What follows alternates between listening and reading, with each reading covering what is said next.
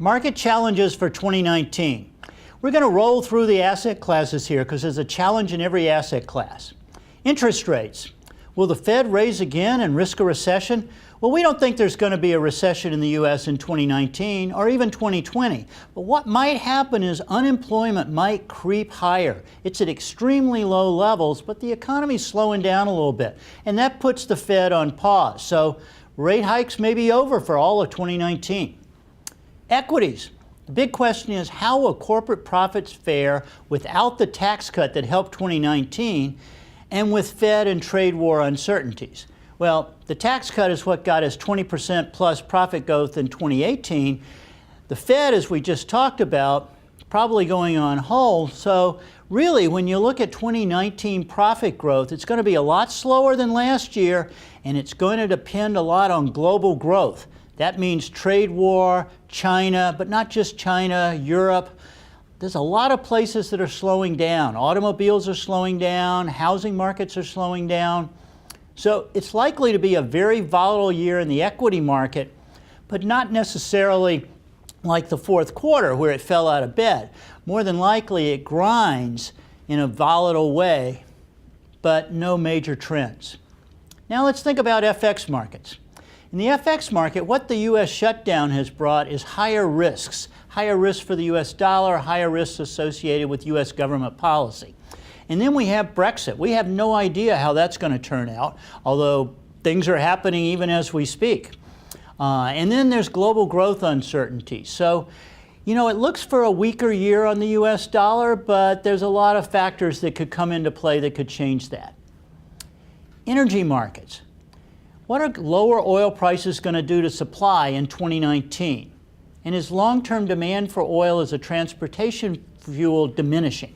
So first on the supply side, you have to realize that shale oil, the predominant production in the U.S. that can swing with prices, once you start a shale oil well, you're going to keep it producing until it runs out. Typically, they maximize production about 4 months, 5 months into their life cycle, and then they're done in 18 to 24 months.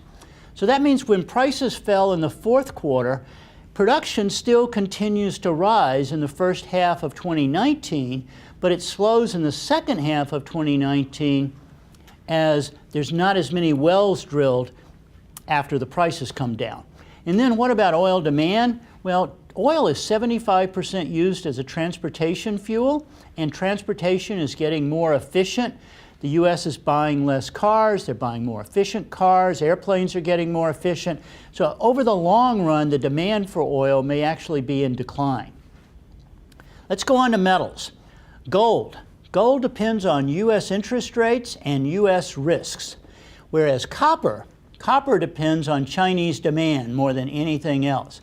So with the Fed going on pause, at least we think they might, that's a bullish for gold. And with the U.S. government not looking like it's too well organized, at least with the shutdown, that's good for gold and bad for the dollar.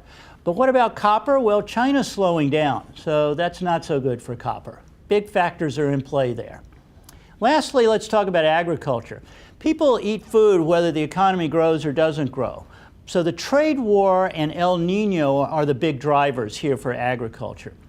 If the trade war ends, and the U.S. administration has given the Chinese a March 1st deadline to cut a deal, and they actually seem like they're working toward a deal. But even if there is a deal, China is not likely to buy as many soybeans as it used to buy. So there might be a little whiplash here. Oh, there's a deal, soybean prices go up. Oh, wait a minute, they're not buying enough. Soybean prices don't go up so much or go back down. And then there's the weather. We have a weak El Nino in progress.